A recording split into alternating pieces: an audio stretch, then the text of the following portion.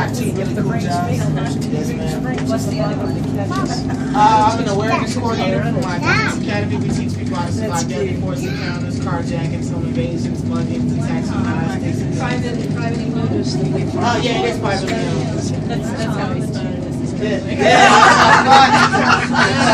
I know when I spot them. Very fun. Yeah, it's pretty awesome. Thank you. You guys from Albuquerque? No. I think we can get you a free class, you know? Where you guys from? Kentucky. Kentucky? Okay, that's awesome. You're our neighbors. We're from Tennessee. Oh, yeah. Although she was actually born and raised here. Yeah, I was born and raised in St. Joseph's Hospital in Sandia. And we got a Texas friend here too.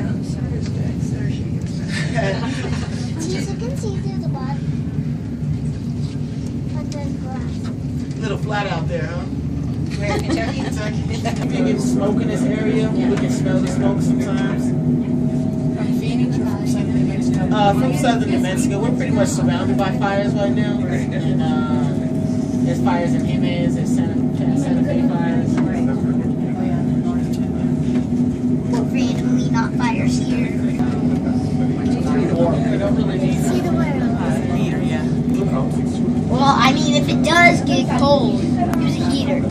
Yeah, we have heaters on board the tram cars. That's what this gauge is. It's they're kerosene heaters. They don't work really well in the winter. So if you guys are ever out here, remember that. 60 east to west, 45 north to south, or light within 5 miles. Or our monthly, our seasonal maintenance. But other than that, we're good to go.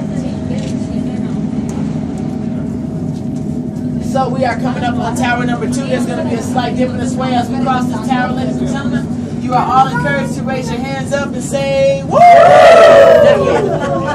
There we go. We'll do it.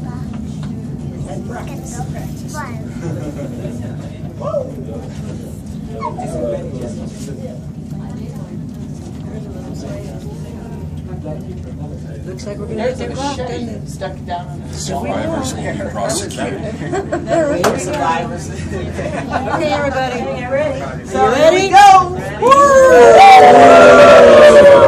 Now it's drop off. On the other side. It's a shorter ride when we come down as opposed to coming out.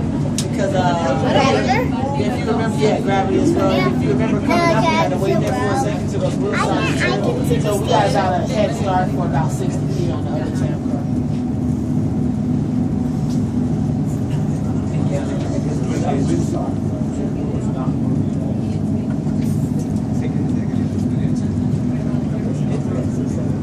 So you came in on that windy road over there. Right. It's on the Indian reservation. I can see the station. Have you ever hit a bump on one of these? It's like rocks. No, we have not. They use a lot of explosives to clear the rocks and stuff out of our path. Like right here to the left right here, this is actually called Critical Point. We had to use dynamite and other explosives to clear the path so we can get the tram car through safely right here. So you can see where those rocks are damaged in a way that is not natural. That was the only thing that was basically protruding out in the way of the tram car. Never heard that before.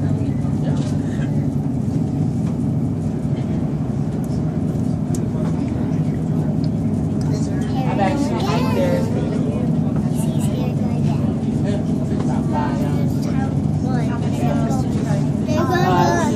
Bottom of the tram to that. Yeah, we just went straight up through all the rocks and stuff. It took about Was there a 5 path or minutes. you were just rock climbing? It was just rock climbing, jumping over stuff. How many hours did it take? It took about 5.5 hours to get there and back. That would be why they made the trek. Yeah. I like to watch this one up here now. How bad do you want to ski? Have you seen some wildlife? Yeah, I spotted a bear a few days ago. Yeah, it was around Monday night at the very top of the mountain. It was about 100 feet out from down, so it was hanging out up there. And this is actually Bear Canyon right here. You're more than likely to spot bears in this area as well. Typically, when the air is a lot cooler and it's not so hot out, it's a little less bright. Yeah, a lot of mountain lions. I haven't spotted one, but they are in the area. They come out when the air is not cooler, so they're more nocturnal. About 200 different types of birds around these mountains. I've seen a lot of turkey, wild turkey, and reindeer as well.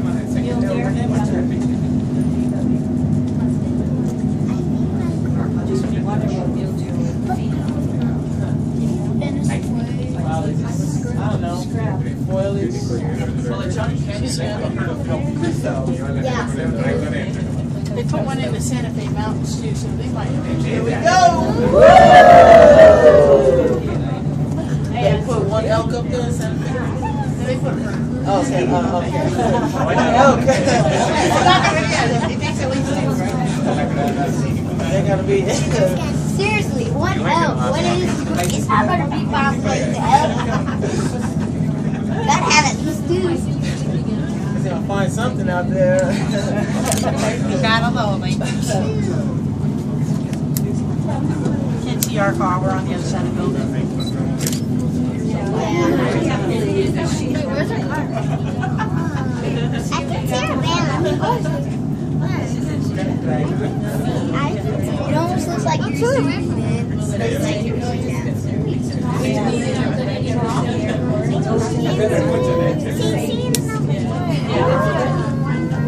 that weird one? Get one more. You got. I know it's not far. I can't get far enough back to get all these. So here comes Tower Zero. Blind. You're pointing it at him. You guys want me to take a picture? All right, just point at you. Yeah. See. Oh, got everybody. Can I see it? I'll see it. I'll see it. Did you get a picture? I just clicked it up and see hit the review button and see it. There you go. You're like almost cut off, and Matt's head dot's cut off. Matt, you're tall. So that's a pretty good picture for you. Some blind pictures.